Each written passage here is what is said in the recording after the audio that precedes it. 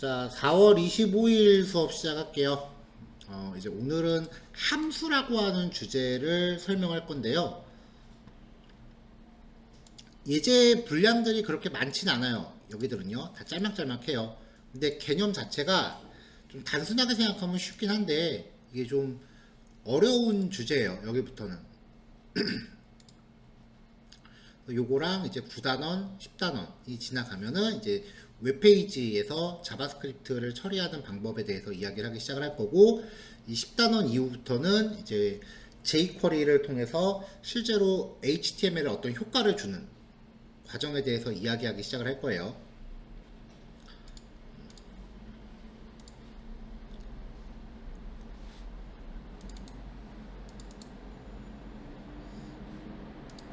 자, 그러면은 이야기를 시작해 봅시다.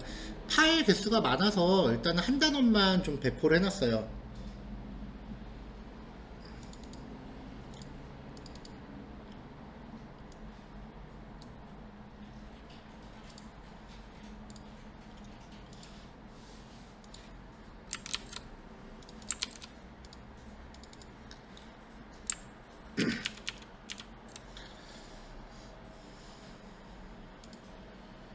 자, 함수라고 하는 용어를 어렸을 때 들어봤죠?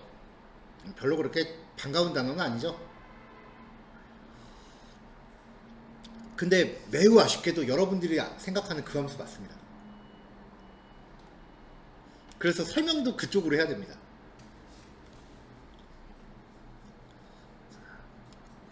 자, 뭐 결론만 얘기하면 하나의 키워드의 프로그램 로직을 함축한 형태이기 때문에 명령어를 만드는 과정으로 이해할 수 있어요. 그래서 한 번 만들어진 명령어는 여러 번 재사용이 가능하다라는 게 이 주제의 핵심인데, 이 주제까지 도달하기 위한 과정들을 이야기해 보자고요. 자, 진짜 이렇게 생기네요. 어렸을 때 봤었죠? 자, fx는 x 플러스 1이라는 수식, 뭐 그렇게 많이 복잡한 함수는 아니고 요 정도만 놓고 생각하자고요. 그러면 f라고 하는 키워드에 x라는 조건값을 줬을 때 이 f가 x 플러스 1이라는 수식을 대변하는 거예요. 그래서 f에다가 5라고 하면은 여기서 딱 x가 이제 5로 세팅이 돼서 5 더하기 1이 가동되는 거죠. f에다 10 주면은 10 더하기 1에서 11이 되는 거죠. 그럼 이제부터 f라는 키워드 그 글자를 언급할 때마다 x 플러스 1이라는 수식이 여러 번 우리가 몇 번이고 쓸 수 있죠. 괄호 안에 들어가는 값만 바꾸면 얼마든지 결과를 만들어낼 수 있잖아요.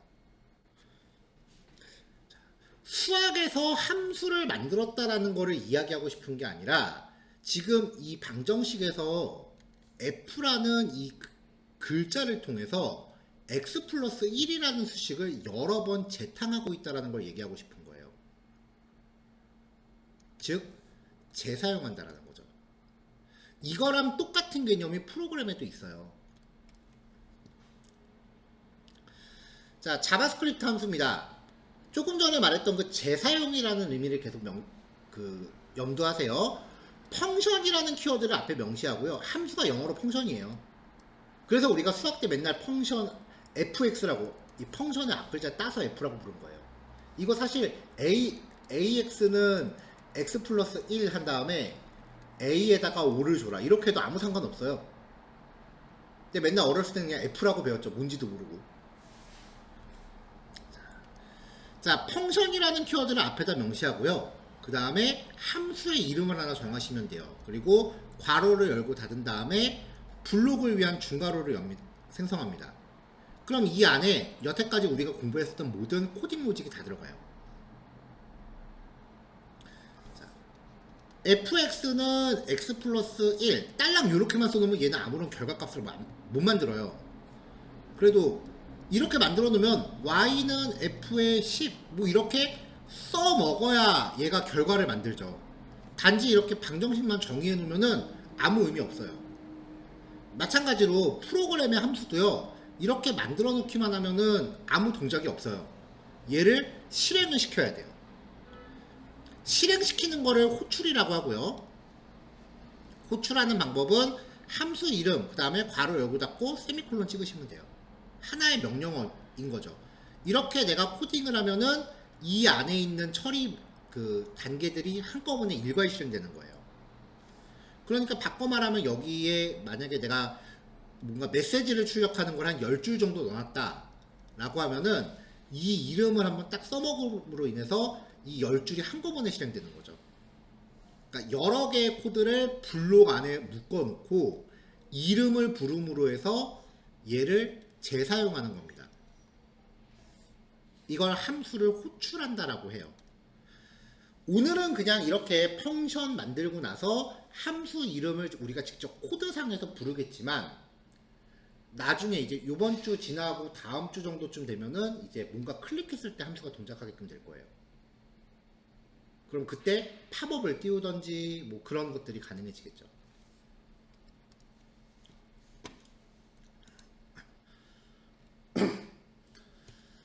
자, 함수 이름도 변수랑 똑같이 영어 숫자 언더바 조합으로 구성할 수 있고요. 대부분 동사 플러스 명사 형태를 구성을 해요. 왜냐면 함수는 기능을 표현하는 거기 때문에 보통 동사를 많이 써요. 뒤에 들어가는 명사는 목적어의 용도겠죠. 자, 첫 글자로 소문자를 시작하고 카멜표 기법, 띄어쓰기 들어갈 때가 있으면 대문자로 바꾸는 걸 쓰는 게 보통입니다.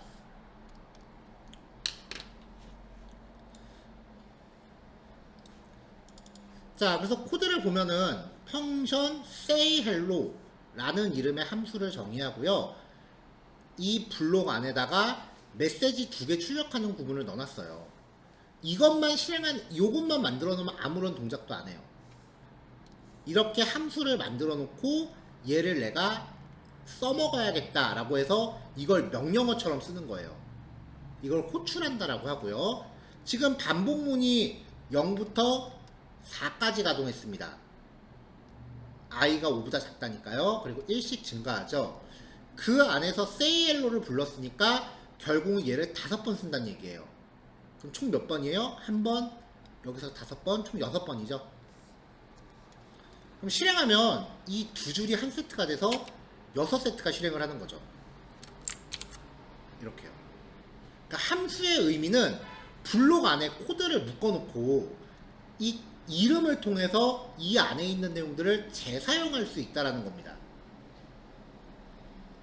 이걸 설명하기 위해서 fx는 x 플러스 1을 먼저 그 예시를 들긴 했지만 맥락은 같죠. 괜히 그 어렸을 때 배웠던 수학식 나온다고 스트레스 받아 하지 마세요. 그래도 좀 한 번이라도 들어본 개념에 비유하는 거니까. 자, 이번에는 이렇게 수학의 함수에서 x에 대해서 얘기해 봅시다. 이 x라고 하는 거는 이 계산식이 수행되는 데 필요한 조건값이죠. f에다가 5를 주면은 x가 5가 되니까 5 더하기 1이 되는 거고요. f에다가 100을 주면은 계산식은 100 더하기 1이 되는 거죠. 이걸 우리가 어렸을 때 매개 변수라고 배우거든요. 뭐 물론 선생님들마다 부르는 이름이 좀 다르긴 해요. 프로그램은 파라미터라고 합니다. 영어로 파라미터라고 해요. 이게 우리나라로 들어오면서 한자어로 번역돼서 이렇게 된 거지. 프로그램도 마찬가지예요. fx 이렇게 내가 필요한 값을 이렇게 명시하듯이 프로그램 코딩에서도요. 이 안에 동작할 때 필요한 조건값이 있다면 괄호 안에 명시를 합니다.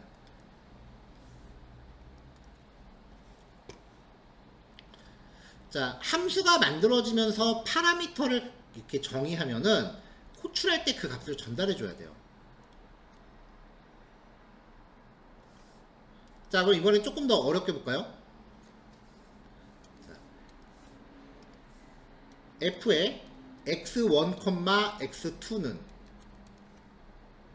뭐 ax1 제곱 플러스 bx2 플러스 c 뭐 이런 거 어렸을 때 했었죠. 잊어버려 괜찮아. 중요한 거는 필요하다면 몇 개건 만들 수 있고 몇 개건 콤마 찍어서 정의할 수 있다는 거예요. 조건값이 2개가 필요한 거지.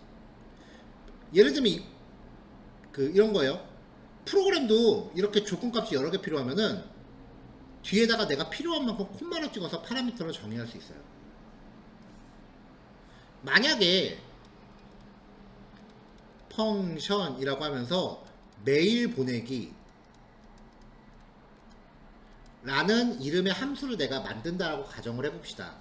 그럼 함수를 이 메일을 보내기 위해서 필요한 조건값들을 생각을 해보세요. 보내는 사람, 받는 사람, 제목, 내용 최소 4개는 필요하잖아요.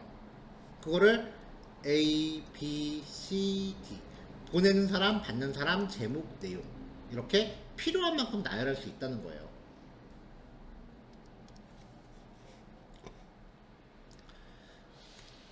자, 함수가 파라미터를 여러 개를 가지면 호출할 때 이렇게 짝 맞춰서 전달을 해줘야 됩니다. 이게 원칙이에요.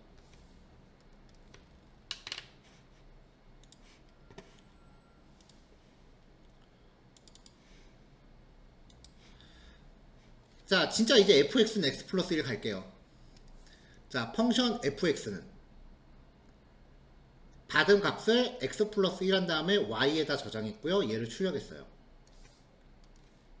그러면 f한테 100을 줍니다. x가 100이 되는 거죠. 그럼 이 블록 안에서 x를 찾아서 100으로 바꾸세요. y는 얼마야? 100일이죠? 출력하겠죠. 자, 이번엔 50을 줘요. 조건값을 바꿨을 뿐 이 수식은 또 재사용됩니다. 그러면 50 더하기 1은 51 되겠죠. 나머지 안 해도 되죠. 자, 이렇게요. 자, 이번엔 다중 파라미터. 파라미터를 3개를 갖고 있어요. 자, 썸이 x, y, z를 받아서 리절트는 3개를 다 더해서 결과값을 출력했어요. 그럼 이 썸이라는 함수를 내가 실행시킬 때는 이렇게 값을 주는 거죠. 그러면 1 더하기 2 더하기 3 하니까 결과는 6 나오겠죠. 밑에 건 생략할게요. 즉 함수라는 거를 이렇게 정의해 놓고 나면 여기에 이렇게 조건값들을 주는 거예요. 이 함수가 가동하는 데 필요한 조건값을. 자, 이제 정식으로 다시 소개하겠습니다. 처음부터 여태까지 그냥 명령어라고 표현했는데요.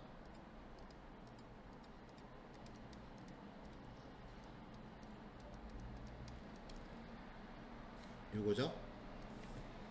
파라미터로 전달받은 값을 출력해주는 역할을 하는 로그 함수입니다.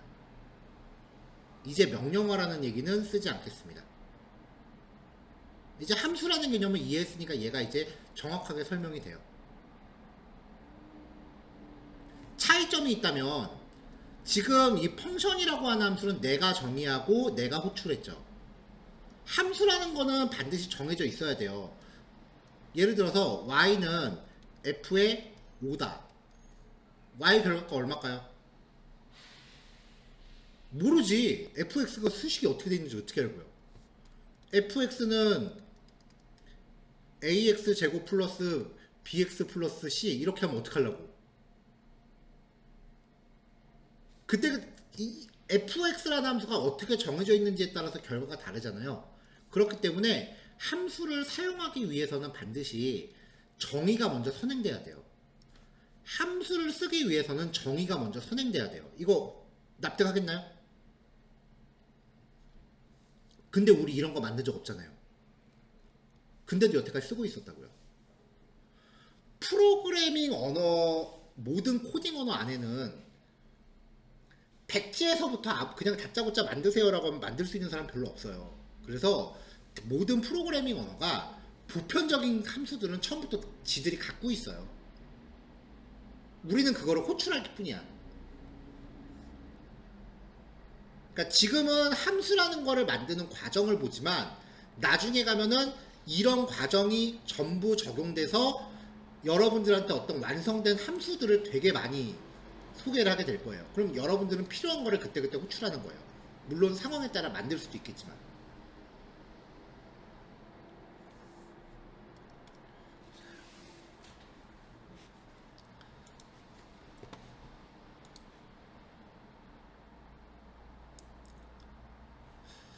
자, 원칙적으로 함수가 파라미터를 갖고 있으면 그 개수만큼 맞춰서 전달해 주는 게 정석입니다. 하지만 필요 없다면 호출할 때 뒤에서부터 하나씩 까도 돼요. 첫 번째 값만 전달하고 나머지 값은 하나도 전달을 안 받겠죠. 지금 이 상태면은. 그럼 얘네들은 정의되지 않았기 때문에 undefined라고 하는 상태가 돼요.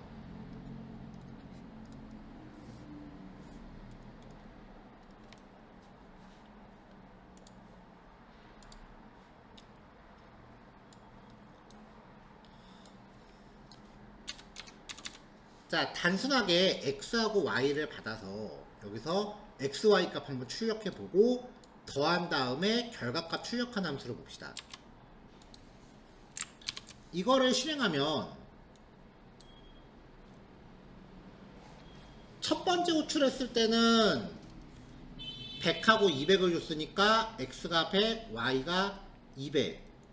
여기 100하고 200이라고 출력이 될 거고요. 더한 값은 300이 될 테니까 리절트 300이라고 정상 출력이 될 거예요. 근데 두 번째 거는 하나밖에 전달 안 했죠. 그럼 얘는 x만 찾아 들어가고 뒤에 거는 정의가 안 돼요. 그래서 x는 500, y는 undefined가 됩니다.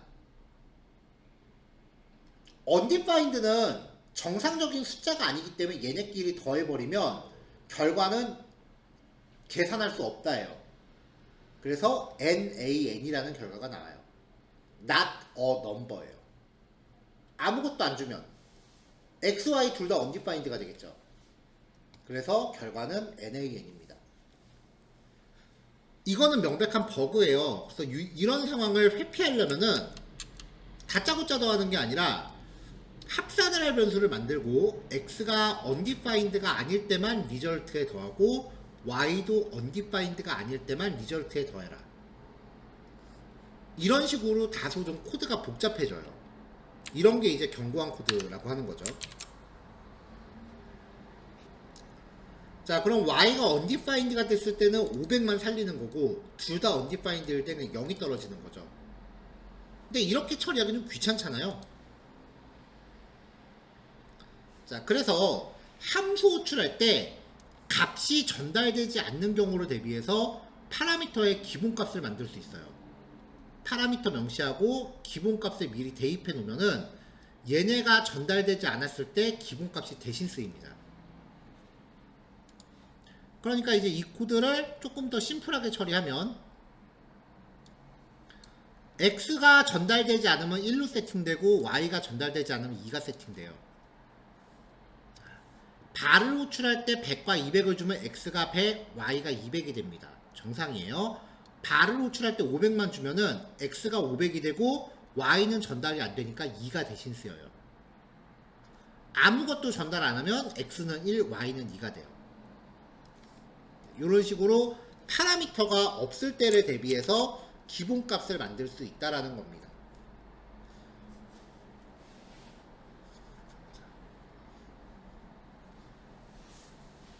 지금까지 공부를 쭉 진행하면 자바스크립트 관련한 내용을 쭉 진행을 하면서 특히 오늘 주로 많이 쓰일 텐데 한참 듣다 보면 그래서 어쩌라고 아마 속으로 그러고 있을 거예요. 얘네들을 다 모아서 어쩌라고를 얘기하는 거는 11단원부터 진행을 할 거니까 일단은 그냥 이 현상 그대로 액면가대로 납득만 하고 넘어가세요. 이해도 아니에요. 그냥 저러 말 되네 라고 그냥 납득만 하고 넘어가시면 돼요. 얘네들을 정말 내가 내 걸로 이제 소화하고 외우고 그렇게 되는 거는 11단원 이후부터 싫어도 될 거예요. 하기 싫어도 될 거예요. 왜냐면 안 그러면 진행이 안 되거든요. 그때 다시 앞에 거 조금씩 찾아보면서 그때 이제 이해를 해 나가는 거지 지금은 그냥 설명하는 과정을 납득 정도로만 하실 수 있으면 돼요. 자, 예지 파일 5개인데 짧으니까 몇 개 더 봐도 되겠죠, 요번 글씨? 자, 그 다음 이제 return이라는 개념이에요. 함수가 만들어내는 결과값입니다. 자, fx는 x 플러스 1이라고 방정식을 정의했을 때 y는 f의 5라고 하면 5라는 값이 1로 들어가죠. 그러면 여기가 5 플러스 1이 되는 거잖아요. 그래서 결국은 6. 그 6이라는 값이 y에 들어가는 거죠. 그럼 이거를 우리는 그냥 y에 6이 대입된다 결론만 얘기해요. 근데 그거를 좀 쪼개서 보자고요. 함수를 호출하면 함수가 호출된 자리에 이 함수의 결과값이 대체되는 거예요. 함수가 호출된 자리에 결과값이 돌아가는 거예요. 그래야 y에 대입되는 거예요. 그러니까 y에 대입한다라고 결론만 얘기하지 말고 그 전 단계를 한번 생각해 보세요. 호출된 자리를 결과값으로 치환하는 거죠. 자바스크립트 함수도요, 결과값을 돌려줄 수도 있는데 그걸 프로그래밍에서는 리턴이라 그래요. 그래서 값을 되돌려줄 때는 리턴이라는 키워드를 넣고 돌려줄 값을 여기다 정의합니다. 그러면 이 함수를 호출하면은 그 함수를 호출한 자리에 이 리턴되는 값이 적용되는 거예요. 그럼 걔는 변수에 할당되겠죠. 자, 이걸 자꾸 호출된 자리에 결과값을 돌려준다라고 이야기를 하는 게 fx는 x 플러스 1일 때 y는 f의 5 더하기 10이라고 칩시다. 이렇게 해도 fx가 y에다 결과를 바로 대입하나요? 아니잖아요. 이걸 먼저 계산을 해요. 그럼 6이죠. 자기가 호출된 자리에 6이라는 결과값을 갖다 놨기 때문에 우리는 6 더하기 10이라는 계산식을 할 수 있어요. 자기가 호출된 자리에 결과값을 갖다 놓는 겁니다. 자, 100 더하기 함수. 그러면은 얘를 이렇게 호출해서 결과값을 그 자리로 돌려받아요. 그럼 그 결과값에 100을 더해서 변수에 넣는 거죠.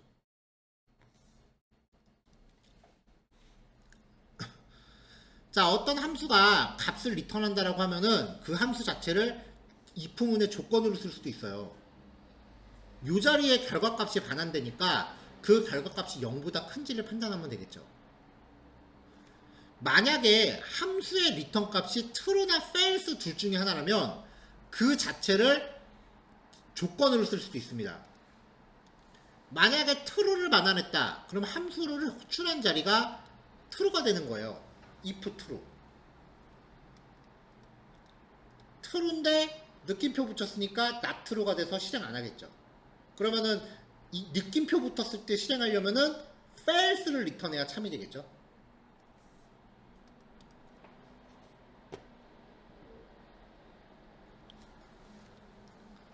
자, 결과값을 돌려준다라고 하면은 이 자리에 결과값이 들어왔어요. 만약에 결과값 5라고 칩시다. 그럼 전체적으로 봤을 때 반복문의 조건식도 구성이 되겠죠. 가능하겠죠.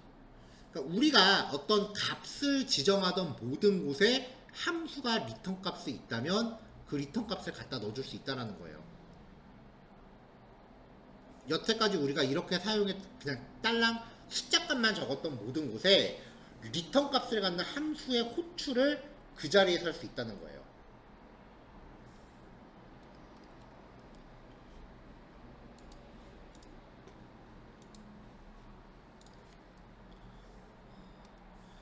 자, get times x, y 두 개를 받았어요. z는 x 곱하기 y고 곱한 결과를 반환합니다. 자, get times 1, 2, 3, 4, 5 그러면은 123과 45를 받겠죠? 그럼 두 개를 곱한 결과값을 이 자리에 갖다 채웁니다. 이 자리가 123 곱하기 45가 되겠네요. 그거를 A에다 넣어요. 값이 얼마인지는 우리 서로 묻지 맙시다. 자, get times 123,45 그럼 이 자리에 파라미터 보내서 계산을 수행하고 결과값을 돌려놓습니다. 그럼 그 결과값에 만을 더해서 출력할 거고요. 자, 지금 여기 보면 함수가 지금 중첩이 돼 있죠? 이렇게요. 함수가 중첩되어 있으면 안에 걸 먼저 보시는 거예요. 자, get times 호출해서 결과값을 돌려받으면 그게 이 자리에 치환이 될 거고요. 그럼 얘는 결과적으로 그 결과값을 출력을 하겠네요.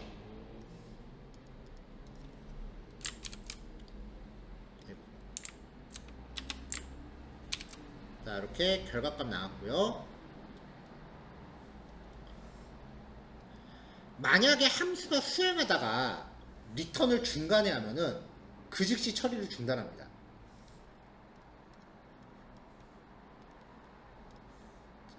리턴 브레이크 1, 100. x가 1이 되고 y가 100이 돼요. 자, x가 10보다 작다면 1이니까 조건 맞죠? 그럼 리턴 마이너스 1. 이 자리에 마이너스 1을 리턴하는 거예요. 그럼 나머지 코드는 안 합니다. 자, 리턴 브레이크 101. x가 100이고 y가 1이래요. 자, 100이 10보다 작다. 말 안 되죠? 패스. y가 10보다 작다. 1이 10보다 작다. 말 되죠? 그럼 리턴 마이너스 2. 이 자리는 마이너스 2가 됩니다. 100과 20. x가 100이고 y가 20이래요. 자, 100이 10보다 작다. 말 안 되죠? 패스. 20이 10보다 작다. 말 안 되죠? 패스. 그러면 두 개 더해서 반환합니다. 그러니까 대체로 이런 리턴 값을 중간에 처리하는 경우는 전달받은 파라미터가 내가 원하는 처리를 수행하는데 적합한지 여부를 확인하는 용도로 써요. 가령 함수 이름이 회원가입이고 x가 id라면 조건은 id가 이제 영어와 숫자로만 되어 있는지를 검사를 합니다. 그래서 이상한 글자가 껴있다라고 하면은 리턴하고 끝내는 거죠. 그 과정에서 id는 영어와 숫자의 조합으로만 입력돼야 합니다. 그렇게 메시지를 보이겠지만 어찌됐건 id 값이 내가 원하는 형태가 아니므로 회원가입을 수행하는데 적합한 값은 아니라는 거예요. 이런 식으로 어떤 파라미터가 내가 원하는 처리 로직을 수행하는데 적합한지 검사해서 적합하지 않다고 판단되면은 처리를 중단하는 용도로 쓰는 게 중간 리턴이에요. 이때는 값을 뭐 줘도 되고 안 줘도 됩니다. 어차피 중단하는 게 목적이기 때문에요. 만약에 리턴하는 값이 없이 리턴만 명시하면은 리턴 받는 자리는 undefined를 리턴 받아요. 자, 1교시 이렇게 합시다. 요거 3개 하시면 되고요. 8시까지 완성하시고 10분 쉬었다가 8시 10분에 봅시다.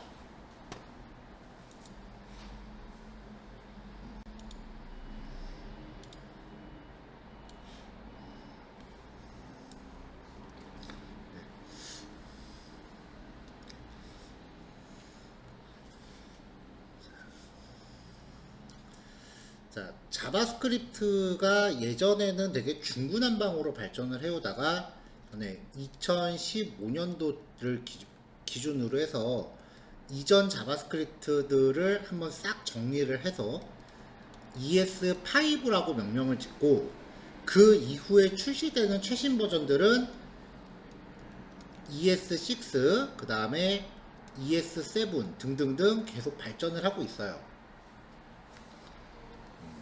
한 ES7 정도까지는 그래도 웹브라우저에서 가동하는데 문제는 없지만 지금 ES11인가 12까지 나와 있거든요. 너무 최신 버전들은 브라우저들이 따라가지를 못해요. 그래서 여기에 있는 기능으로 만약에 코딩을 하면은 뭐 별의별 프로그램을 많이 깔아서 이걸로 변환하는 과정이 또 필요해요. 이걸 이제 웹팩이라고 부르는 도구를 사용해야 되는데 이때부터는 이제 완전 난이도가 넘사벽으로 올라가요. 사실 당장 웹브라우저에서 가동하는 거는 여기까지만 공부해도 당장 코딩하는데 지장은 없어요.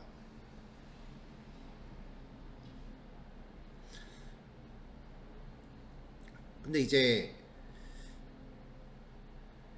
이런 일이 있었어요. 제가 이 학원에 처음 이제 들어왔을 때 그 맡았던 반, 지금은 종강을 했지만 처음에 맡았던 반이 이전에 다른 강사님이 이제 진행을 하셨던 반인데 그 학생들이 나중에 안 거야. 자기네가 배운 자바스크립트가 다가 아니라는 걸. 그러니까 자기네가 너무 조금만 배웠다라는 걸 나중에 알고 나서 학원 쪽에 보강을 요구해서 이제 그 친구들을 데리고 한 달 동안 보강을 한 적이 있거든요. 왜냐면은 지금은 그래도 한 요 정도 범위에서 사용이 되고 있는데 요게 반 정도, 그 다음에 최신 반 정도 이렇게 얼추 섞어서 쓰고 있는데 진도가 너무 이쪽에 치중했었던 모양이에요. 그래서 저도 이쪽에 있는 것까지 다 소개하기는 아마 우리 강의 기간 자체가 3개월밖에 안 돼서 좀 무리는 있을 텐데, 또 어느 정도 최소한의 기본기 정도는 조금 소개를 하려고 노력을 하고 있어요. 지금부터 이야기할 부분도 이쪽에 속하는 내용이에요. 궁극적으로 봐서는 지금 여태까지 우리가 했던 함수랑 똑같은 건데, 여태까지 봤던 함수랑 똑같은 건데, 단지 표현 방법만 좀 바뀌어요. 내용을 좀 볼게요.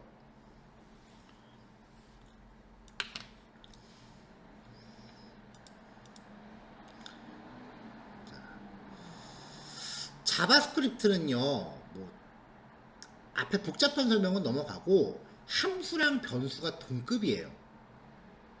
이게 무슨 말인가 싶겠지만 전통적인 프로그래밍적으로 봐서는 함수와 변수는 분명히 달라요. 왜냐면 변수는 약간 명사적인 특성을 설명하는 거고 함수는 기능이니까 동사적인 특성이라고 보거든요. 그래서 분명히 개념이 다른 건데 자바스크립트는 그 경계를 무너뜨려요. 그래서 함수를 일반 변수에 대입을 시켜요. 그러면 그때부터 이 변수가 함수처럼 동작을 해요.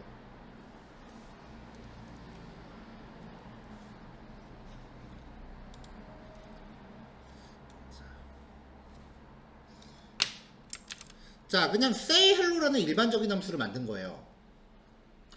파라미터로 msg라는 값을 받아서 console.log에서 문장 하나를 출력하는 기능입니다. 그러니까 안녕하세요 자바스크립트라는 값을 전달하면서 이제 이 값이 msg에 들어가면은 이거를 버무려 갖고 문장 하나를 출력하는 거죠. 지금 우리가 배웠던 게 이 범주 안에 들잖아요. 그러니까 이걸 실행하면 별 문제 없어요. 저장. 별 문제 없어요. 근데 이 say hello라는 함수 이름이 이만큼의 그 처리 로직을 대변하고 있는 거기 때문에 say hello라는 이름을 여기다가 대입을 해요. 일반 변수에다가. 그럼 그때부터 얘가 이 say hello라는 이름을 대신해서 쓸 수 있게 되는 거예요. 아까도 얘기했지만 이해를 하려고 하지 말고 납득을 하세요. 아, 저렇게 하나 보다. 지금 우리는 새로운 규칙들을 지금 정리해 나가는 순서예요. 근데 이런 규칙이 발생함으로 인해서 이상한 문법이 생겨요. 예를 들어 봅시다. let a는 1, let b는 a 이렇게 코딩하면 이거는 결국 let b는 1과 마찬가지의 얘기죠. 1을 a에 넣고 a를 b에다 넣으면 결국 1을 b에다 직접 넣어도 된다잖아요. say hello라고 하는 이름에다가 이 함수 로직을 담은 거예요. 그래서 얘를 say라는 변수에다가 변수를 거쳐서 넣었다면 결국은 이름 떼고 로직만 바로 갖다 넣어도 된다는 소리가 돼요. 이 논리에 의하면. 그래서 여기서 이름을 걸어내요. 그리고 이만큼을 잘라서 여기다가 바로 넣는 거죠.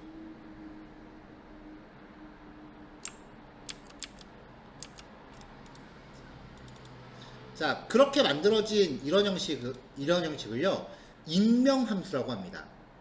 애너니머스 펑션이라고 부르는데, 요만큼만 넣고 이름이 없는 함수다라고 부르는 거예요. 근데 이게 요즘 유행이에요.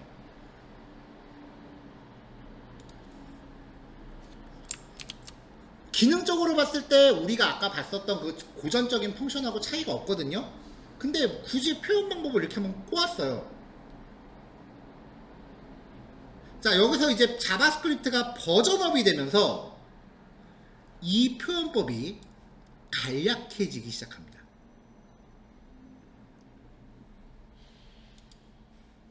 자, 화살표 함수라는 건데요. 자, 발전 과정을 봅시다. 자, 펑션이라는 키워드에 f라는 이름을 부여해서 만든 게 우리가 봤었던 고전적인 함수죠. 이게 변수에다가 함수를 대입하는 스타일로 변형이 될 수 있다 그랬죠. 이 익명함수 스타일에서 시작을 해요. 자, ES6 최신 문법입니다. 펑션 키워드가 빠지고요. 이 사이에 화살표가 들어가요. 그래서 아래처럼 표현돼요. 이거를 allow 펑션, 화살표 함수라고 불러요. 요즘 자바스크립트 내용 인터넷에서 찾으면 다 이렇게 나와요. 그러니까 옛날 문법으로 공부하면 최신 문법 봤을 때 이게 뭐지 싶은 거예요. 자, 이렇게 하면 이제 이 풀라고 하는 이름이 함수를 대신하잖아요. 변수에다 넣으니까 7을 주면은 7이 x로 들어가서 이 반복문을 실행하는 거예요. 7보다 작은 동안 헬로 월드를 찍어라가 되는 거죠.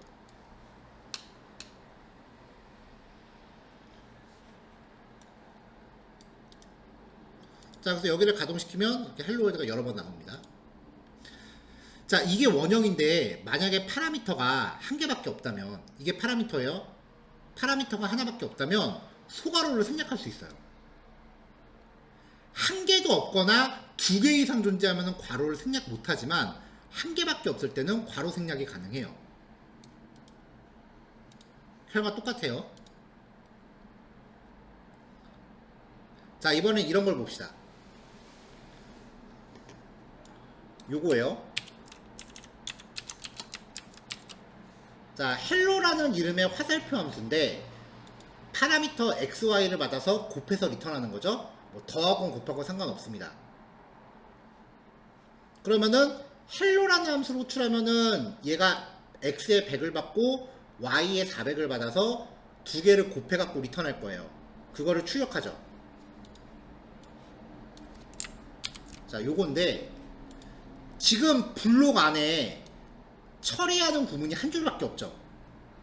그러면은 괄호를 생략해요. 세미콜론이 두 개가 겹치는 거는 하나로 줄여요. 이때 리턴 키워드는 생략할 수 있어요. 이렇게 한 줄로 축약이 돼요.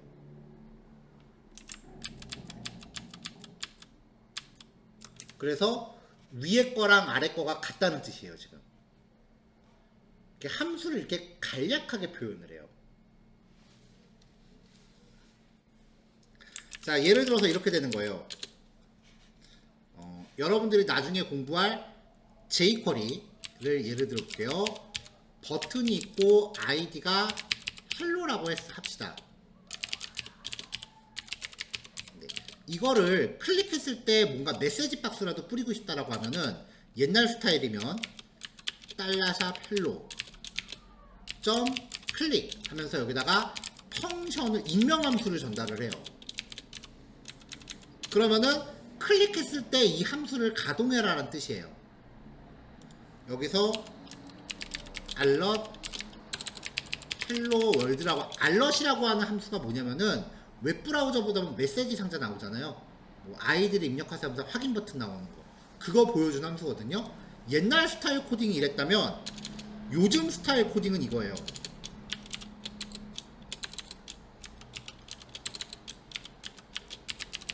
샵 헬로 점 클릭.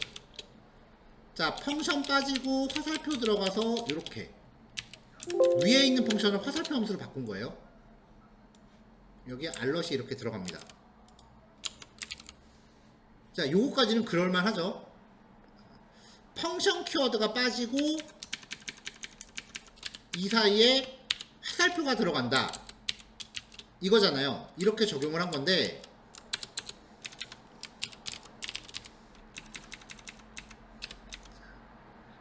이 안에 로직이 한 줄밖에 없으니까 블록 괄호를 없애고 세미콜론 중첩되는 거 빠지면 이렇게 세 줄로 코딩하는 걸 요즘 이렇게 한 줄로 코딩을 해요. 이게 위에 게 좀 옛날 스타일이고 이게 요즘 스타일이에요.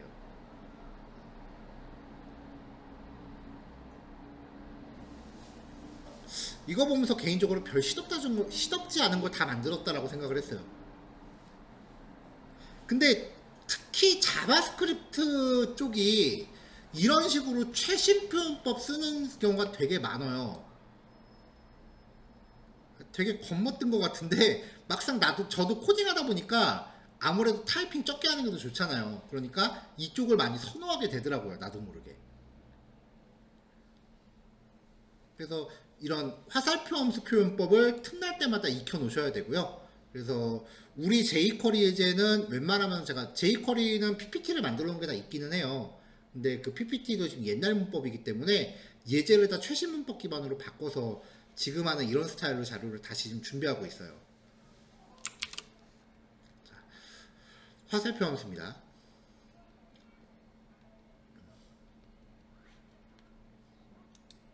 자, 마지막 내용 콜백 함수예요. 이거는 좀 납득하기 좀 힘들 거예요. 그래도 지금 한번 들어놓으면 나중에 자바스크립트 들어가서 조금 수월하니까 일단 한번 들어봅시다.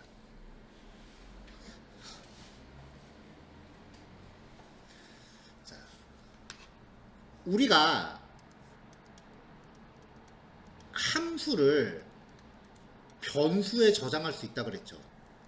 그쵸? 자, 변수를 쓰는 방법은 첫 번째, 그냥 그 스스로 값인 경우.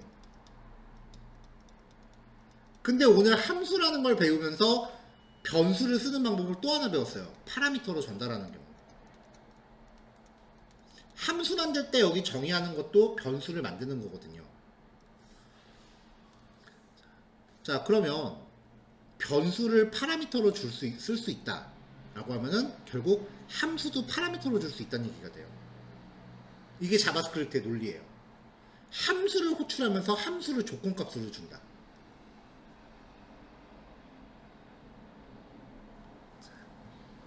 자, something이라는 함수를 만드는데요. x하고 y를 전달받아서 뭔가 계산을 수행한 다음에 그 연산 결과를 출력하고 싶은데 그 계산은 그때그때 바꾸고 싶어요.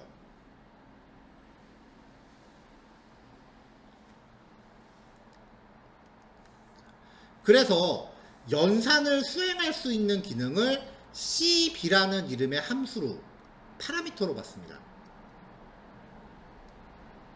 그쵸? 받은 거 함수처럼 쓰고 있죠 지금. 자, 콘솔.그룹으로 한번 출력을 하고 그룹 엔드 찍은 다음에 연산 결과를 처리했는데 이렇게 파라미터를 받았는데 이거를 함수처럼 쓰는 형태를 콜백 함수라고 해요. 이 something이라는 함수를 만들면서 중간에 어떤 처리 과정을 결정을 못 하겠는 거야. 그래서 이 함수를 호출하면서 그때그때 결정해 주겠다는 취지예요. 자, 첫 번째 요령. 일반적인 함수를 만듭니다. something으로 호출하면서 100과 200을 주고 이 플러스를 전달합니다. 자, 그러면 x가 100이 되죠? x가 200이 되죠? y는 100이 되죠? 이 플러스가 cb로 들어가는 거예요. 이해죠? 자, cb한테 x하고 y를 줬어요. 그럼 이 x하고 y가 어디로 가요? 일로 가는 거죠. 그래서 얘가 더해서 리턴해요. 그러면은 100과 200을 더한 결과가 1로 반환되는 거죠. 복잡하죠?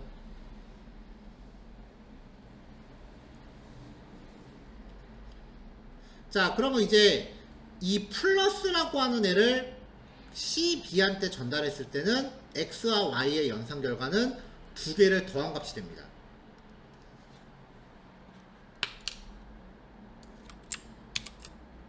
300이 나왔어요. 자, 이렇게 함수를 따로 만들어서 전달하면 오히려 더 헷갈릴 수 있어서 그 다음엔 아예 익명함수로 전달하는 거예요. 자, 100과 200이 200과 100이 x와 y입니다. 그리고 이 이름 없는 함수가 cb입니다. 100과 200을 받아서 cb한테 전달했다라는 거는 100과 200을 얘한테 줬다는 얘기예요. 얘가 10이니까 지금. 그러면은 이제 100과 200을 받아서 곱해서 리턴합니다. 아까는 덧셈이었는데 이번엔 처리가 곱셈으로 바뀌었죠.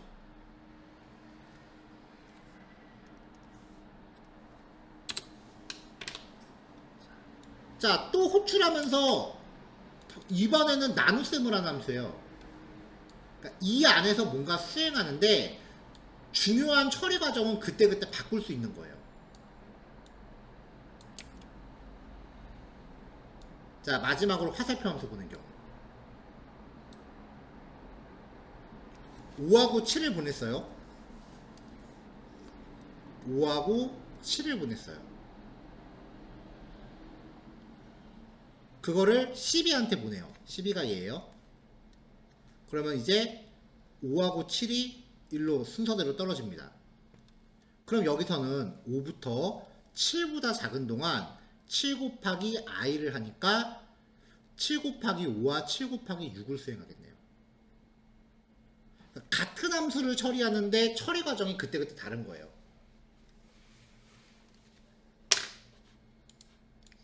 그래서 요만큼 실행하면은 이제 9구단 중간이 출력되겠죠.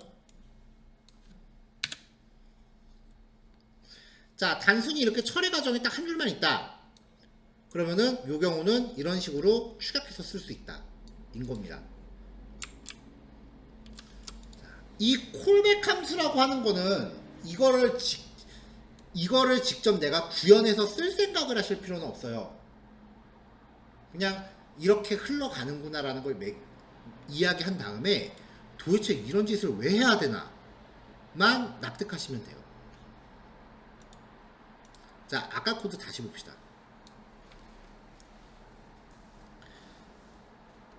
자, 우리가 콘솔.로그를 사용할 때 콘솔.로그라는 함수를 우리가 만든 거 아니었죠. 자바스크립트 안에 만들어져 있는 거를 그냥 호출하는 거라 그랬죠. 지금 이 코드가 아까 제가 jQuery라 그랬잖아요. 그쵸? jQuery라는 거를 쓰게 되면은 jQuery 안에 클릭이라는 함수가 만들어져 있어요, 이미.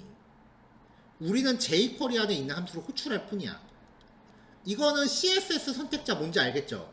hello라는 아이디를 갖는 애를 클릭했을 때 라는 거예요. 그러니까 jQuery가 해주는 거는 사용자가 뭔가 요소를 클릭했다라는 걸 감지해 주는 거예요. 근데 그거 클릭했을 때 뭐 할지는 jQuery가 어떻게 알아? 여러분들이 hello라는 아이디를 클릭했을 때 아이디 중복 검사를 수행할지 아니면 팝업창을 띄울지 우편번호 검색창을 열지 jQuery는 거 예측을 못 한다고요. 그러니까 jQuery 입장에선 클릭이라는 동작은 우리가 감지해 줄 텐데 그걸 눌렀을 때 뭘 할지는 모르겠으니까 처리할 동작을 함수로 주세요가 되는 거예요. 그러니까 콜백 함수는 여러분들한테 제공되는 기능을 활용하는 과정에서 뭔가 내부적인 처리 과정을 여러분들이 커스터마이징하기 위해서 존재해요.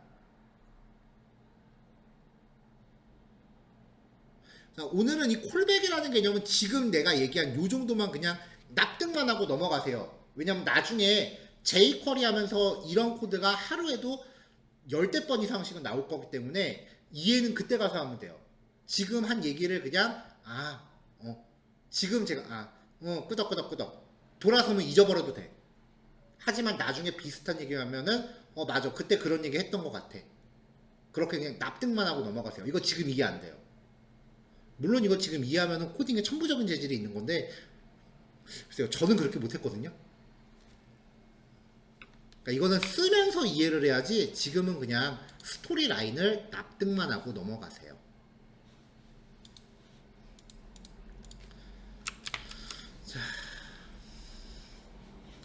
자, 요거까지 이제 실습해 보시면 되겠고요.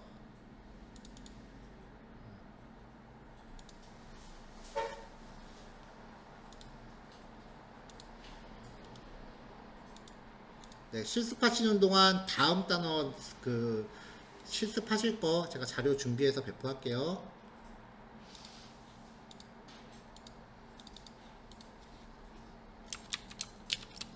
자, 실습 진행하고 9시에 봅시다.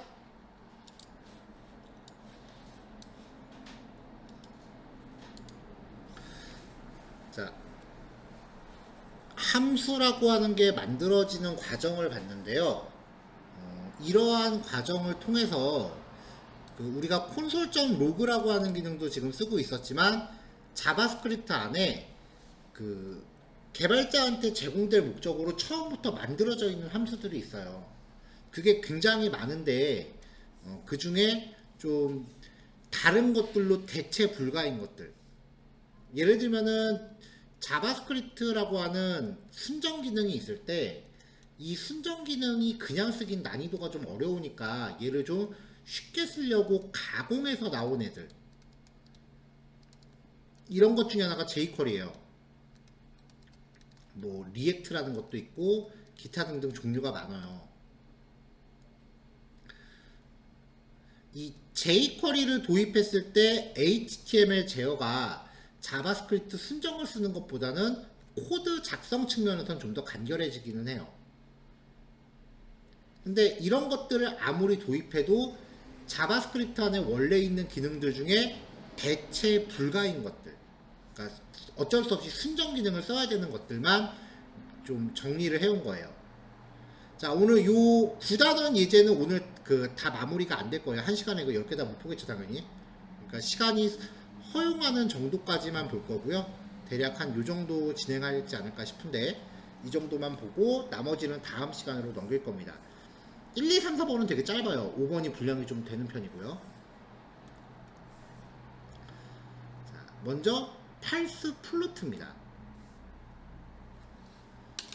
함수를 사용했을 때 얘가 이제부터 어떤 함수를 쓴다라고 하면은 함수의 파라미터는 어떤 게 전달되고 얘가 내부적으로 무슨 기능을 하며 그 다음에 리턴은 뭐다. 그냥 이런 그 쓰는 방법만 기억하시면 돼요. 이게 어떤 원리로 만들어졌는지는 보고 싶어도 못 봐요. 자바스크립트 만든 사람 쫓아가서 알려달라고 얘기해야 될 판이에요.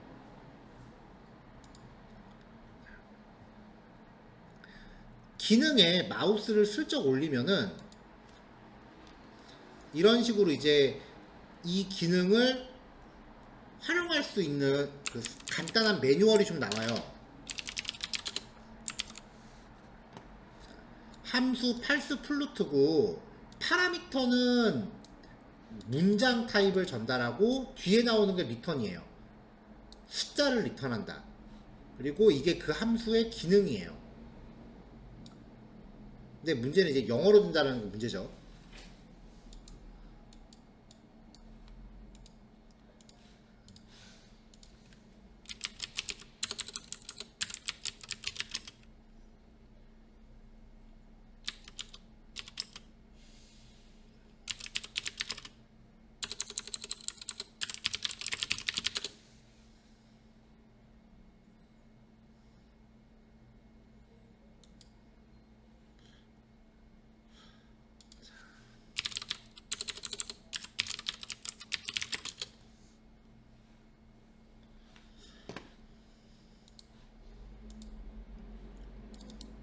자, 이렇게 함수의 매뉴얼을 봤을 때 지금 여기 GitHub에 실제 예제북이라고 있는데 이거 클릭하면은 실제 코드 예제가 이렇게 제시가 되네요. 이렇게 사용하는 방법들이 나오는데 사실 이것도 그냥 기억하기는 좀 쉽지 않고요.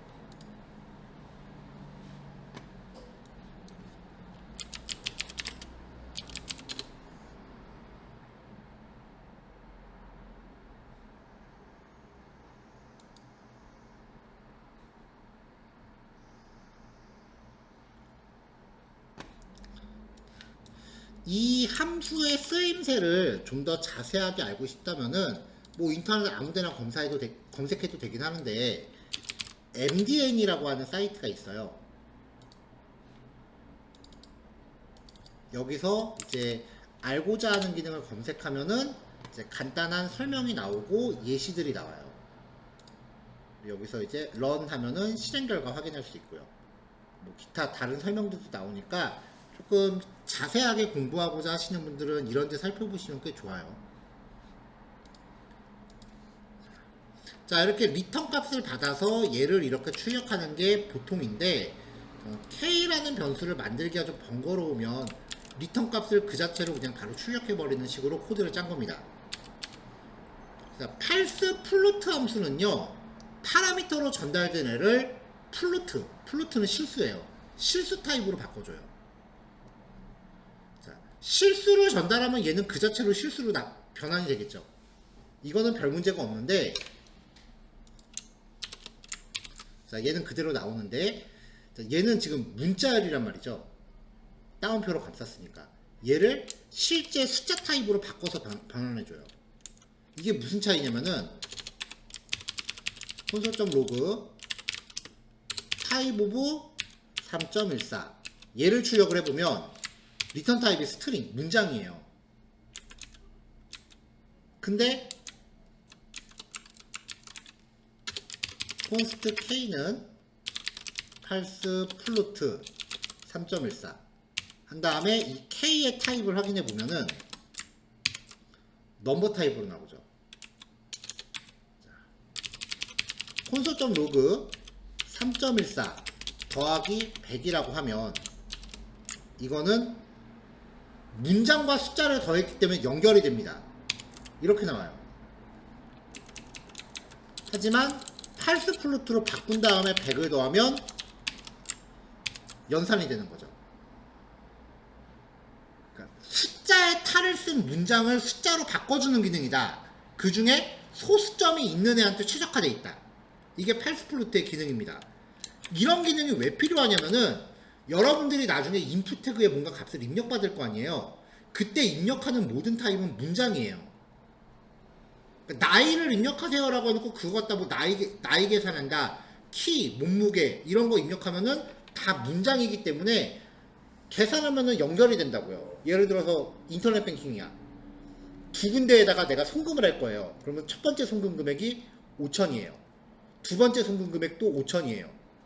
이거를 그냥 쓰면 입력한 거는 모두 문장이니까 합계 금액은 이렇게 된다고요. 대형 사고죠. 10,000원을 리치해야 되는데 얼마를 리치하는 거야 지금. 이런 현상을 방지하려면 사용자 입력값을 숫자로 변환해야 될 필요가 있는데 그때 입력값에 소수점이 있다면 팔스 플루트를 쓰는 거예요. 자, 3.14 2의 마이너스 2 지수 표현법이죠. 일반적으로 많이 쓸 일은 없을 텐데 314 2의 마이너스 2라고 하면은 314는 소수점이 여기 있는 거죠. 마이너스 2, 10의 마이너스 제곱인 건데 얘는 쉽게 생각하세요. 소수점이 왼쪽으로 두 칸 갑니다. 자, 그럼 밑에 거 2는 대소문자 안 가려요. 0.0314에 2의 플러스 2라고 하면은 소수점이 오른쪽으로 두 칸 갑니다.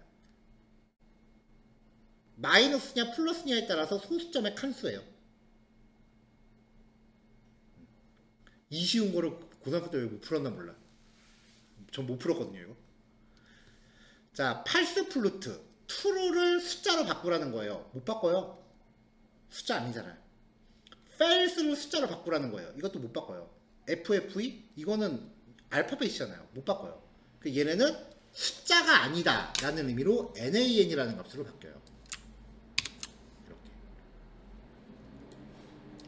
자, 팔스 플루트랑 비슷한 게 팔스 인트예요. 팔스 인트는 정수로 바꿔요. 아마 가장 많이 쓸 거예요.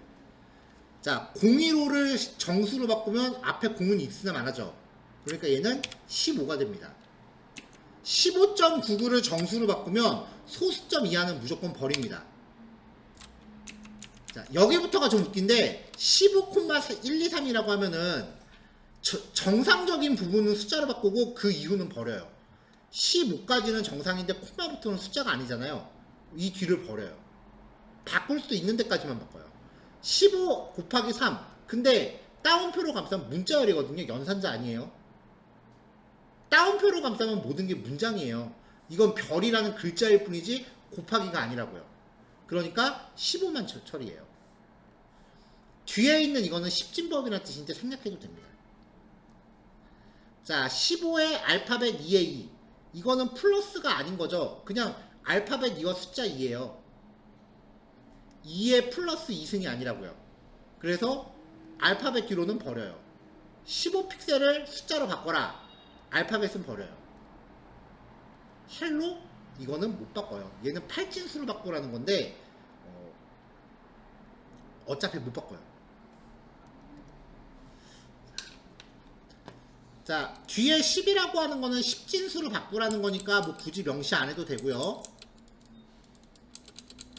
8진수로 바꾸라고 일상생활에서 8진수 쓸 일 없으니까 요것도 버려도 됩니다. 자, 그럼 요만큼을 이제 실행을 하면 그쵸? 다 15, 15, 15라고 바꾸는데 마지막에 헬로만 못 바꾸는 거죠. 특히 팔스 인트는 사용자 입력값 처리할 때 쓸 일이 되게 많으니까 꼭 기억을 해놓으세요. 팔스 플루트보다 쓸 일이 더 많아요. 자, 웹페이지 쓰다 보면 혹시 그런 거 해보신 적 있으세요? 3초 후에 어디로 이동합니다. 뭐 그런 거요. 그때 쓰는 게 set timeout입니다. 근데 자바스크립트가 지정된 시간 동안 대기하는 기능은 제공을 해주는데 그 지정된 시간 후에 뭘 할지는 어떻게 알아요? 여러분들이 3초 후에 뭐 하고 싶은지 어떻게 알아요? 3초 후에 팝업을 열고 싶은지 페이지를 넘어가고 싶은지 알 게 없잖아요. 그러니까 얘는 함수를 하나 만들어요. 얘는 1부터 9까지 반복하면서 9단 2단을 출력하는 기능이에요. 자, 자바스크립트 내장 함수 setTimeout입니다. 첫 번째 파라미터로는 함수를 줍니다. 두 번째 파라미터로는 대기 시간을 줍니다. 1000분의 1초 단위입니다. 3000이라고 하면 3초예요. 그러면 얘는 3초 동안 기다렸는데 3초 동안 기다린 다음에 뭘 할지를 모르겠다는 거야. 그러니까 3초 후에 뭘 할지를 여러분들한테 요구해요. 함수로. 콜백 함수는 주로 이럴 때 써요. 누군가가 여러분을 위해서 함수를 제공해 줬는데 기능의 일부는 만들어 주지만 거기에 대한 후속 처리는 뭘 할지 여러분들한테 결정을 시키는 거예요. 그러니까 아까 예제는 내가 setTimeout 만들고 이것도 만들어야 되니까 헷갈렸는데 실제로 콜백 함수를 쓰는 거는 누군가가 만들어준 기능을 쓰면서 이 기능의 후속 처리를 내가 어떻게 하고 싶다라는 스토리를 전달하는 겁니다. 그렇게 이해하면 조금 납득이 되죠. 자, 그러면 이제 얘는 이 코드를 3초 후에 실행을 하는데 그럼 3초 동안 여기서 멈춰 있는 게 아니고요. 이 풀하는 함수를 3초 후에 실행해달라고 별도의 공간에 예약을 걸어요. 그리고 자바스크립트는 지가 길 가요. 그러니까 얘가 먼저 출력이 되는 거죠. 3초 있다 여기가 실행되는 거고. 실행 흐름을 잘 파악하셔야 돼요. setTimeout은 이 함수를 3초 동안 3초 후에 호출하긴 하지만 그렇다고 3초 동안 기다리는 게 아니라 3초 후에 실행해주세요 라고 대기 걸고 나가는 거예요. 자, 99단원제가 먼저 출력되고 2, 3 그렇죠? 지정된 시간 동안 대기 타는 겁니다. 일반적으로는 setTimeout 걸고 이렇게 익명함수 스타일로 많이 걸어요. 펑션을 바로 넣어도 되고 화살표 함수로 넣어도 되고 따로 함수를 이렇게 해도 상관없는데 불필요하게 이렇게 함수를 만들고 전달하기보다는 그냥 코딩할 때 처음부터 한 번에 가는 게 보통이에요. 얘는 1.5초 후에 99단 3단을 출력하는 거죠. 이렇게요. 자, 그럼 이거를 처음부터 다 일괄 실행하면 자, 일단 이 작업은 3초 후에 실행하도록 예약한 거죠. 얘는 즉시 출력이죠. 얘가 제일 먼저 출력돼요. 그 다음에 얘는 1.5초 후에 실행하도록 예약합니다. 그 다음에 즉시 출력해요. 그럼 1.5초 후가 먼저 실행되겠죠. 여기가 세 번째로 실행되고 마지막에 3초, 여기가 네 번째로 실행돼요. 실행 흐름이 이때부터 시간차를 두고 조절할 수가 있게 됩니다. 이게 setTimeout이라는 기능이에요. 그쵸? 얘네가 먼저 나오죠. 3단 나오고 그 다음에 조금 있다 2단 나오죠. 얘는 지정된 시간 후에 얘를 딱 한 번만 실행해요. set interval이라는 기능은요. 자, 기본형 set interval한테 콜백 함수를 주고 3초를 지정했어요. 위에 변수 값을 하나 놨죠. 그러면 3초 후부터 카운트를 1씩 증가시키면서 몇 번째 실행이라고 하는 거죠. 그러면 0에서 1 증가하니까 1이 되고 첫 번째 자동 실행이라고 출력할 거 아니에요. 그리고 3초마다 한 번씩 반복 실행해요. 타이머 만들 때 쓰는 거예요.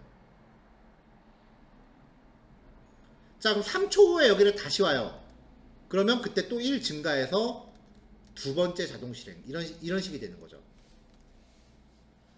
자, 여기도 조금 단순하게 바꿔볼게요. 이렇게. 자, 그러면 위에 거는 카운트라는 변수 1을 갖고 진행하는데 3초마다 실행, 아래쪽 거는 1초마다 자동 실행이에요. 자, 이제 실행하면은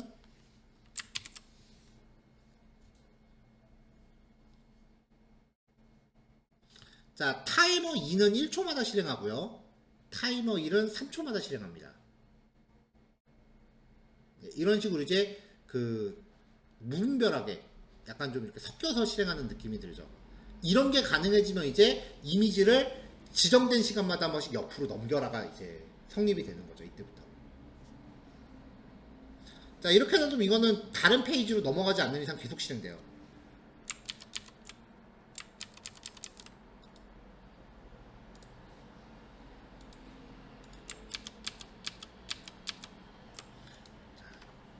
set 인터벌을 호출하면은 타이머를 하나 등록을 하면서 그 타이머에 일련 번호를 부여해요. 타이머를 하나 이제 등록을 하고요. 이 타이머의 번호를 생성해서 번호표 생성한다고 보시면 돼요. 번호표를 하나 리턴을 해요. 그 번호표를 클리어 인터벌이라는 함수한테 전달하면은 그 타이머를 종료시킵니다. 여기서는 3초에 한 번씩 숫자 값이 1씩 증가하면서 실행하죠. 그러면서 이 증가한 값이 5가 되는 순간 아까 발급받은 번호표를 갖고 타이머를 강제로 종료시키는 거예요. 실제 웹페이지에서 이렇게 타이머를 강제로 종료시키는 일은 극히 드물어요. 왜냐면 그 전에 사용자가 다른 페이지로 가버리거든요. 기능을 소개하려고 이렇게 만든 거지 실제로 코딩할 때는 그냥 종료시키는 거 없이 이 정도만 하고 끝나는 경우가 대부분이에요.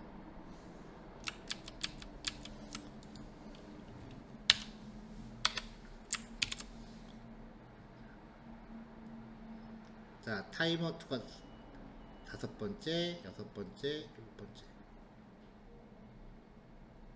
자, 타이머 2는 10번째까지 실행하고 종료하게 되어 있고요. 타이머 1은 5번 실행하고 종료하게 했고요. 이제 이런 게 가능해지면 이미지 슬라이드를 내가 1초마다 한 번씩 넘겨라. 뭐 그런 것들을 구현할 수 있게 되는 배경이 되는 거죠.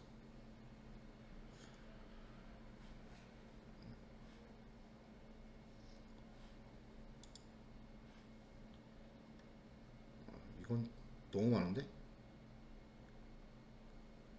이건 다음 시간에 합시다. 이거 시작하면 우리 9시까지 꽉 찰, 10시까지 꽉 찰 것 같은데. 그러면은 5번은 좀 기니까 6번을 할게요, 오늘. 6번 하나는 그래도 조금 짧아요. 그리고 6번은 여태까지 설명을 자세히 한 적이 한 번도 없어요. 굉장히 흉측한 놈이야. 자세하게 알려고 들지 마세요. 정신건강에 안 좋아, 이거. 자, 매스라고 하는 기능은요, 수학적인 속성과 메서드를 가진 내장 객체예요. 함수라고 하는 용어가 있고 객체라고 하는 용어가 있는데 우리가 일반적으로 변수를 쓰죠. 변수는 그 자체가 값이죠. 그 다음에 함수가 있죠. 이 함수는 일종의 명령어죠. 그 다음에 나오는 게 객체라고 하는 건데요. 이 객체는 변수와 함수를 내장하고 있는 특수한 형태의 변수예요. 그러니까 어떤 비슷한 기능들끼리 그룹으로 묶어놓은 거예요. 그래서 객체라는 게 있으면은 이 안에 변수들도 막 들어있고 함수들도 막 들어있어요. 비슷한 애들끼리 묶어놓은 거야. 폴더 같은 개념이라고 보시면 돼요. 폴더에다가 파일 넣듯이. 그럼 이제 객체 안에 내장되어 있는 기능을 쓸 때 점으로 접근해요. 객체 이름 점 기능. 그럼 우리가 콘솔.로그라고 하는 기능을 계속 출력할 때 썼잖아요. 그러면 이 콘솔이 객체가 되는 거예요. 점 왼쪽 게 객체예요. 콘솔이라고 하는 객체 안에 뭔가 출력하는 용도의 기능들이 되게 다양하게 있어요. 실제로 로그만 있는 게 아니에요. 여러 가지가 있거든요. 그 중에 가장 만만한 게 로그인 거고, 뭐 콘솔.디버그, 콘솔.에러, 콘솔.인포, 콘솔.워닝 이렇게 되게 다양한 기능들이 있어요. 그렇게 이제 비슷한 기능들을 묶어놓는 용도로 쓰는 게 객체인데 그 중에 첫 번째가 매스라고 하는 객체예요. 이름만 봐도 알겠죠. 무슨 기능 모아놨겠어. 각종 수학 방정식들을 다 넣어놨어. 삼각함수, 사인, 코사인, 탄젠트, 아크 사인, 아크 코사인, 아크 탄젠트 이런 거 다 넣어놨어요. 이 안에. 게임 만들 게 아닌 이상 들여다보지 마세요. 게임 개발은 수학을 진짜 많이 합니다. 물리도 많이 풀어야 되고요. 게임에서 면접 가면 물리 공식 물어봐요. 중력과 속도 같은 거 물어보고 그래요. 점프 구현하려면 중력과 속도 알아야 되거든. 그래도 여기서는 이 정도는 그래도 좀 알고 있으면 좀 코딩할 때 좀 도움이 된다 라는 것들 몇 개만 추려왔어요. mass.max 파라미터로 전달된 값 중에 가장 큰 값을 리턴합니다. 최대값을 찾는 거예요. 파라미터 개수 제한 없습니다. 1억 개를 전달해도 그 중에 제일 큰 거 반환합니다. mass.min 파라미터 값 중에 가장 작은 값을 리턴합니다. 자, mass.round 3.7146이죠? 반올림합니다. 4가 되겠죠? 자, mass.fill, mass.flow 소수점 올림과 소수점 내림입니다.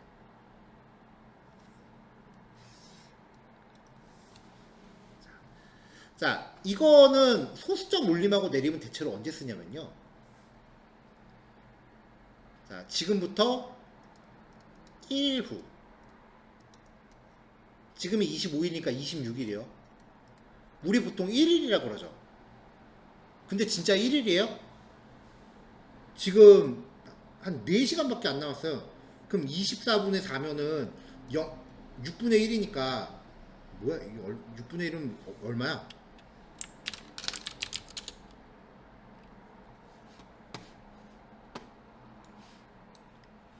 자, 4시간 남았다고 칩시다. 4 나누기 24는 0.16시간, 0.16초예요. 0.17초 정도 되겠네요. 0.171 정도 되겠네요. 날짜로 치면은 지금부터 내일까지는 0.171 정도 남았는데 시간으로 계산하면 우리는 이거를 그냥 내일까지 1일로 계산하죠. 앞으로 다가올 날짜를 계산할 때는 소수점을 올려요.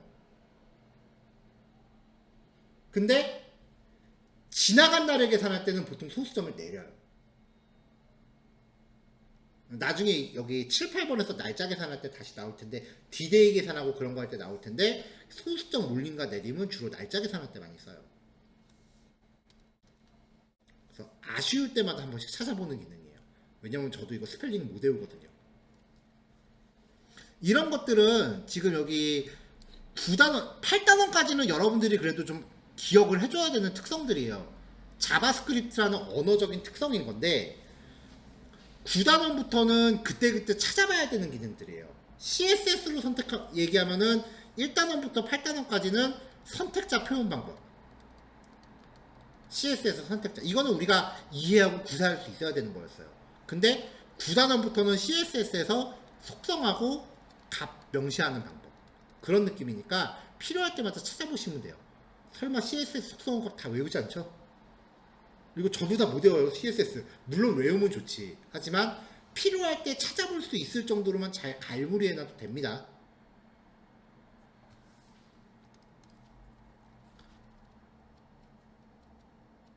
자, mass.abs 절대값을 반환해요. 절대값이라는 게 마이너스건 플러스건 무조건 플러스 값 주는 거죠. 자, mass.random 말 그대로 랜덤 값을 만드는데요. 이 값이 0에서 1 사이의 값이에요. 그러니까 아무리 백날 실행해도 소수점 처리하면 0 아니면 1 되는 거예요. 얘는. 그래서 그냥 쓰기가 참 애매해. 분명히 값이 실행할 때마다 바뀌긴 하죠. 저도 이거는 지금 대학교 때 인터넷 검색해서 찾아낸 공식을 진짜 20년 동안 짱 박아놓은 거예요.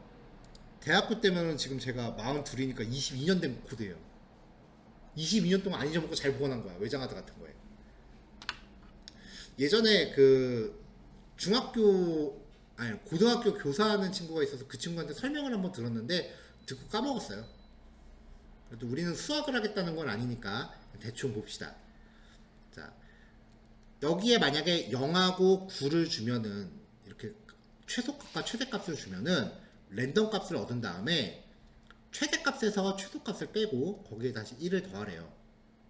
그거를 랜덤에다 곱해서 다시 최소값을 더하면 이 결과가 랜덤 값을 이 범위 안에서 취할 수 있게 해준대요. 그러니까 이 함수는 내가 원하는 범위 안에서 랜덤 값을 만들게 하는 함수예요. 그러니까 이 함수를 만들어 놓고 얘를 호출하면 내가 원하는 범위 안에서 랜덤 값을 구할 수 있어요. 실행할 때마다 이렇게 값이 바뀌는 거죠. 자, 그럼 이걸 어떻게 쓰느냐? 빈 문자열을 돌립니다. 반복을 0부터 5 전까지 5번 돌린 거죠. 0이 아니에요. 빈 문자열을 랜덤 값을 만들어서 더해요. 만약에 3 나왔다고 칩시다. 빈 문자열 더하기 3은 문자열 더하기 3이니까 연결이죠. 그러니까 문자열 3이 돼요. 여기에 또 랜덤 값을 뽑아서 7 나왔다고 칠게요. 여기에 숫자 7을 또 더해요. 그러면 문자열 3과 숫자 7을 더하니까 연결이죠. 또 3, 7이 돼요. 5번 하는 동안 랜덤 값을 계속 연결하는 거예요. 더하는 게 아니라. 그렇게 나온 거를 이제 이메일로 써거나 문자로 보내거나 카톡으로 보내면 인증번호 발송이 됩니다. 5자리 랜덤 값이면 이렇게 하면 되지 않아요? 만부터 99,999 사이에 랜덤 값 구출하면 되지 않나요? 이렇게 질문하시는 경우가 있는데 이렇게 하면은 이런 값이 나올 가능성이 커요. 아이고. 이런 식으로 연속된 숫자가 발생할 가능성이 굉장히 높기 때문에 값들 간에 중복되는 걸 최소화하기 위해서 자릿수마다 랜덤 값을 뽑는 거예요. 자, 우리는 근데 이렇게 인증번호를 만들어낼 수는 있지만 이걸 실제 발송은 못해요. 발송하는 거는 백엔드 역할이에요. 이런 것들 이제 잘 정리해서 이 전체 예제를 하나의 참고서 삼아서 필요할 때마다 참고하실 수 있게끔만 정리하시면 돼요. 이거를 일부러 외우자가 아니라 하도 자주 봐서 어쩔 수 없이 외우게 되는 거는 좋은 거지만 일부러 영어 단어 외우듯이 외우지는 마세요. 그러면은 오래 못 가요. 자, 여기까지 하고 정리할게요. 남은 시간 실습 진행하시고 이제 실습 마무리 되는 대로 이제 정리하시면 될 것 같아요. 녹화 이제 끌게요. 수고하셨어요.